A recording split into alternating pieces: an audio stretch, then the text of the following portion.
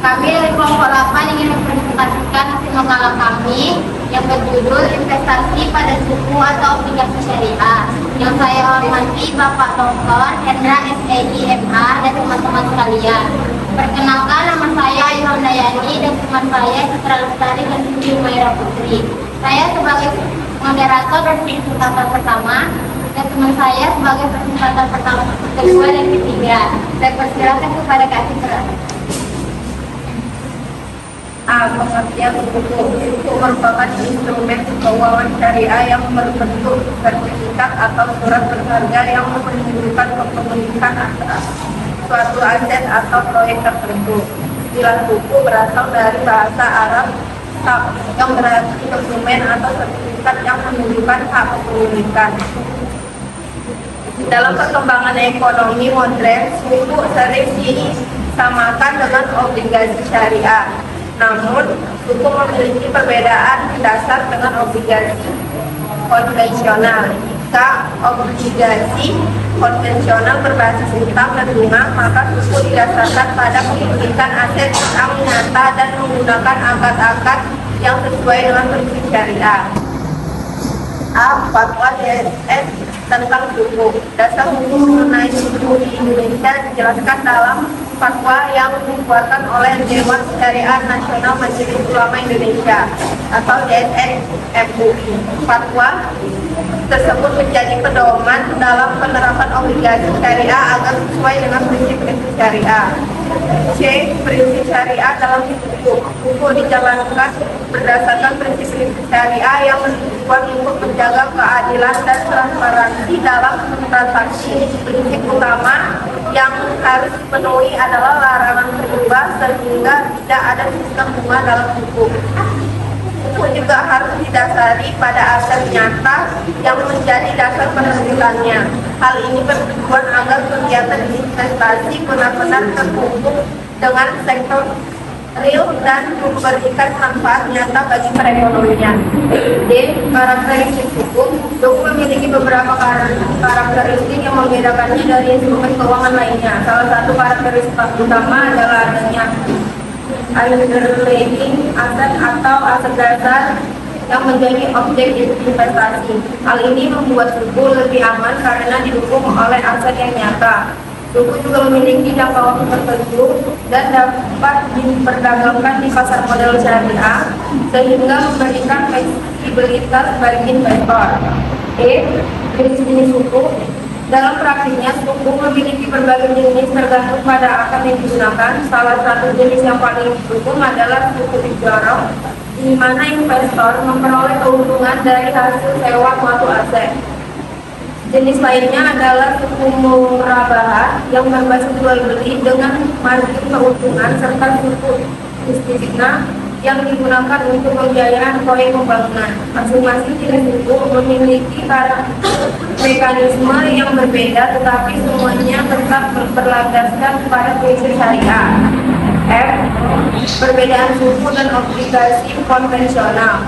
Perbedaan utama antara suku dan obligasi konvensional terletak pada prinsip yang digunakan.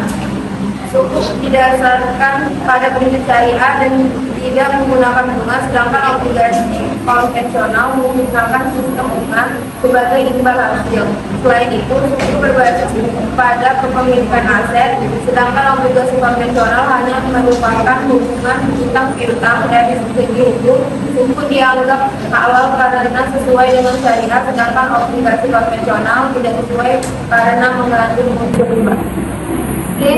Mekanisme investasi suku. Mekanisme investasi suku dimulai dari penerbitan suku oleh pemerintah atau perusahaan yang membutuhkan dana. Selanjutnya suku ditawarkan kepada investor melalui pasar modal.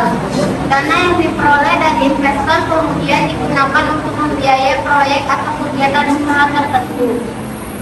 Selama periode investasi, investor akan menerima imbal hasil sesuai dengan akad yang digunakan. Hak keuntungan dan risiko suku. Investasi suku memiliki berbagai keuntungan, antara lain memberikan imbal hasil yang halal, relatif aman, serta mendukung pembangunan ekonomi. Suku juga cocok bagi investor yang ingin berinvestasi dalam jangka menengah hingga panjang. Namun demikian, juga memiliki risiko seperti risiko gagal bayar jika penerbit tidak mampu memenuhi kewajibannya, risiko pasar akibat perubahan harga, serta risiko likuiditas jika sulit diperjualbelikan. Oleh karena itu, investor tetap perlu memahami risiko sebelum melakukan investasi. Di perkembangan suku di Indonesia, perkembangan suku di Indonesia menunjukkan tren yang positif. Pemerintah secara aktif menerbitkan suku negara untuk membiayai berbagai proyek pembangunan seperti infrastruktur dan fasilitas umum. Selain itu, suku retail juga semakin diminati oleh masyarakat karena dapat dibeli dengan mudah dan memberikan keuntungan yang kompetitif. Hal ini menunjukkan bahwa suku memiliki potensi besar dalam mendukung pertumbuhan ekonomi syariah di Indonesia. Assalamualaikum warahmatullahi wabarakatuh. Saya Fadila, saya ingin bertanya kepada kelompok 8. Apa resiko yang mungkin dihadapi investor ketika berinvestasi pada suku? Warahmatullahi wabarakatuh. Saya ingin bertanya kepada kelompok 8, bagaimana pengaruh tingkat inflasi terhadap minat investasi pada suku? Assalamualaikum warahmatullahi wabarakatuh. Waalaikumsalam warahmatullahi wabarakatuh. Saya Aulia ingin bertanya kepada kelompok 8.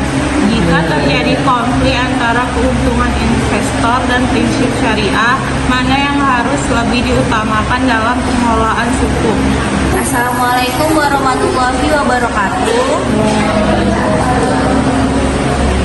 Nama saya Nisa Putrubi. Saya ingin bertanya kepada kelompok 8, bagaimana pendapat kalian mengenai kritik yang menyatakan bahwa sebagian produk suku bunga modern hanya menggunakan obligasi konvensional yang disyariatkan? Assalamualaikum warahmatullahi wabarakatuh. Saya akan menjawab pertanyaan dari Alia. Jika terjadi konflik antara keuntungan investor dan prinsip syariah, mana yang harus diutamakan dalam pengelolaan suku? Ketika terjadi konflik antara keuntungan investor dan prinsip syariah, yang harus diutamakan adalah kepatuhan terhadap prinsip syariah, karena hal tersebut merupakan dasar dan ciri utama suku.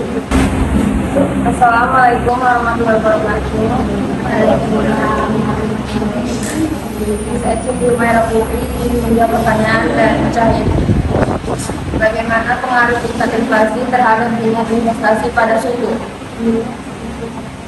Semakin tinggi tingkat inflasi, minat investasi pada suku cenderung menurun karena keuntungan real yang diperoleh investor berkurang. Sebaliknya, inflasi yang stabil dapat mendorong peningkatan investasi pada suku. Saya akan menjawab pertanyaan dari Sila. Apa risiko yang mungkin dihadapi investor ketika berinvestasi pada suku? Investasi suku memiliki beberapa risiko, yaitu seperti risiko gagal bayar, risiko pasar, risiko likuiditas, risiko operasional, risiko syariah, dan risiko inflasi. Oleh karena itu, investor perlu memahami risiko-risiko tersebut sebelum mengambil keputusan investasi. Menjawab pertanyaan dari Putri. Bagaimana pendapat Anda mengenai kritik yang menyatakan bahwa sebagian produk suku modern hanya merupakan obligasi konvensional yang disyariahkan? Menurut saya, kritik tersebut muncul karena beberapa suku modern memiliki mekanisme yang mirip dengan obligasi konvensional, terutama dalam pemberian imbal hasil yang tetap. Namun, suku tetap berbeda karena harus didasarkan pada aset atau kegiatan usaha yang sesuai dengan prinsip syariah dan tidak menggunakan sistem bunga atau riba.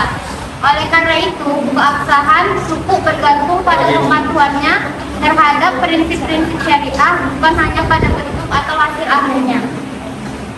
Assalamualaikum warahmatullahi wabarakatuh.